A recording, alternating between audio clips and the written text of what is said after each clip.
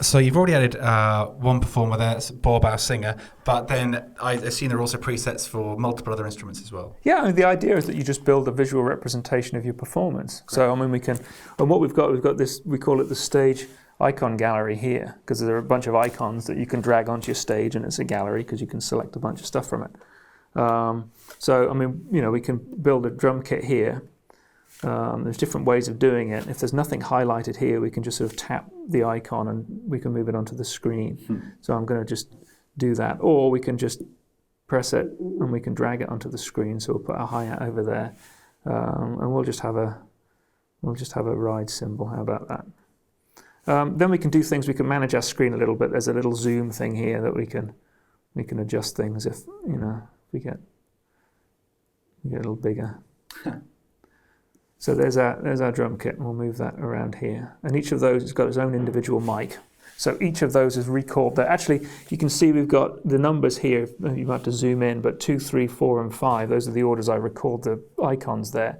But they're actually indicating, say, hey, why don't you plug the kick drum into number 2, and the snare into number 3, and the hi-hat into number 4, and the ride into number 5. So it's giving you some sort of instruction as to what it's anticipating or suggests that you might want to do next.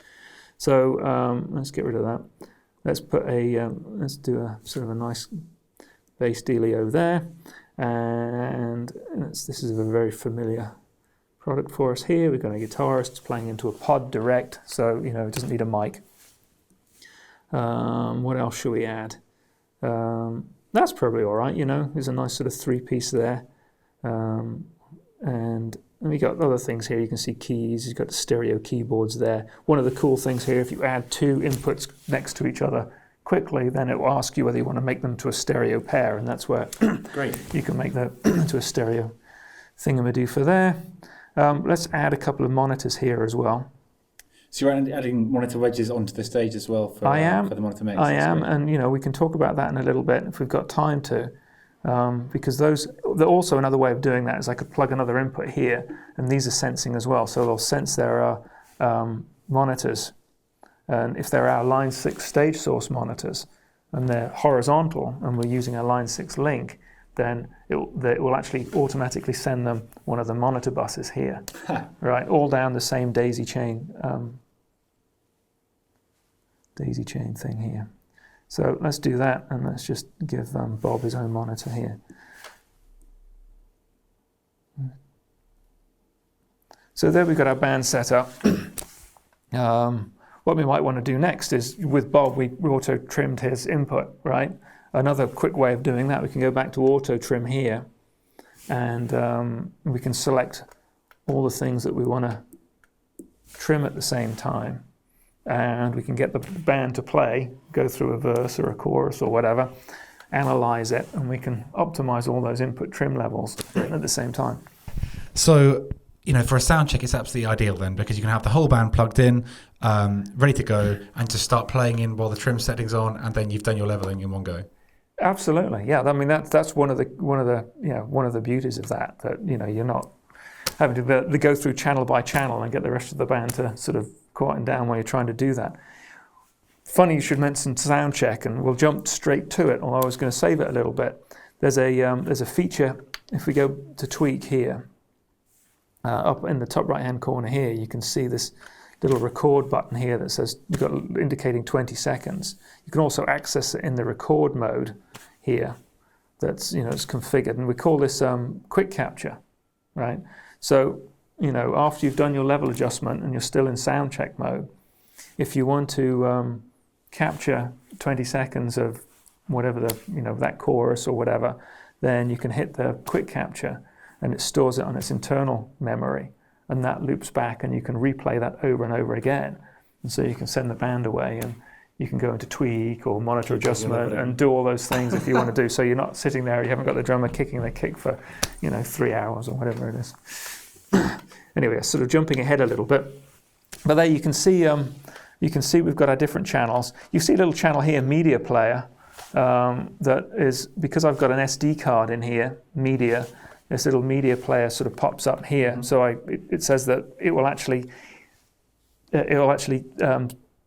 assign a channel to that. And if we go into tweak, and hit media player here, if we've got some backing tracks or some break music, then we can assign a little playlist here, and we can play from that media into the StageScape here.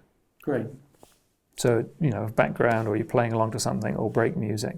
So that essentially is another pair of inputs in your stage view. So you've set up each of your individual instruments, and in this case the monitor wedges as well. When it comes to making quick level adjustments, then the controls underneath are for quick edits. Then as you're looking at the screen. Absolutely. Look, you can see that. Here's my kick, here's my snare. Controls the level of the snare, hi-hat, ride, bass, the direct part, and I've also got the actual level control for each of the monitors. 3, 2, 1 here.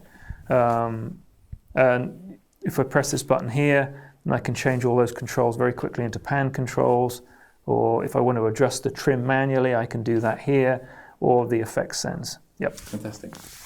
So the presets for effects are there and very, very easily accessible, but I sort of assume there's much deeper ways of editing specific sounds. If you have, if you're more in tune with exactly what it is you need, and you're looking for a very specific sound, then there's further ways you can go into editing that. Yeah, absolutely. I mean, now we've built this band, we've set the levels, we've gone in and we've done our quick tweak with the XY pad. But yeah, there's a depth to it that I will show you right now. So let's go back to Bob here. If we hit tweak, we see our this is our familiar XY pad, say our tone one. But there's a little button here that says deep tweak. We're in quick tweak right now, deep tweak. If we hit that, then that is behind the XY pad. So that's our 6-band parametric EQ that we can then go in here and we can make fine adjustments. And in fact, if I grab this microphone, I don't know whether the camera will pick it up, but you can see there's an RTA underneath that as well to help you with your adjustments. We've got a shelf either side of that. We can do that, with our finger on the touch screen, or you can see numerically we can control that. We can change the width of that filter there if we like, change the Q, we can change the center frequency, and we can bypass it, before and after. That's just EQ, but also down the left-hand side, you can see here's the whole DSP chain for that virtual channel. Here's the signal chain for that channel. And this is set up pretty much like you'd see in on a traditional mixer. You've got an input block here where we can do things like we can invert the polarity. We can optimize our input trim from here as well.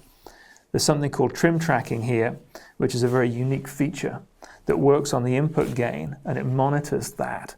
So if it detects it's clipping, then actually reduces the input gain, right? So you'll never hear it distort. And then it makes the gain up elsewhere in the channel digitally. So the level stays the same. So it says, hey, look, you've got a hot signal in here. It's consistently hot. I'm going to bring the input trim down a little bit. I'm going to make the gain up. You're not going to know anything. It's just going to work. Anyway, so then we've got our a traditional high pass filter here that we can adjust that. We can adjust that numerically here as well. The other thing that we can switch on and off here is feedback suppression. There's a 12-band feedback suppressor per the channels that we can enable or disable, and there are 2 different modes.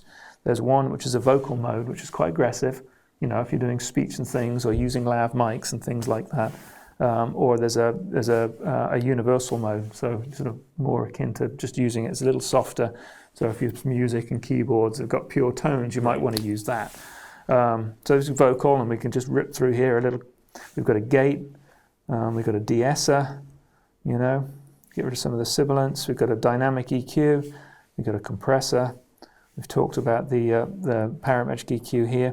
And then if we go to global effects, we can see our 4 effects sends here, our effects channels. And then, we've got return level and send level, so we've got a little bit more control. And if we go into tweak, we can see that there's also an advanced tweak of being able to tweak the reverb, so we can adjust the decay, we can adjust the pre-delay, we can adjust the early reflections, and we can do all that from there. We can return back to that channel there. We can mute the channel from that. We can solo the channel in the headphones. We've got pan control, level control. So really, and each of those signal chains is unique per preset. There are several different DSP chains depending on what the preset is, and some are lighter than others. For a keyboard or a line level input, you don't need that much control. So yeah, there's Bob. If we want to tweak another channel and we're in the deep tweak mode, another quick way of doing that is we can hit this here and we can see all the other channels that we can tweak. So we want to tweak the kick drum quickly, go to that. We want to change the gate on the kick drum. We want to sort of increase the attack threshold there. You know, we can do that. We can do that really quickly.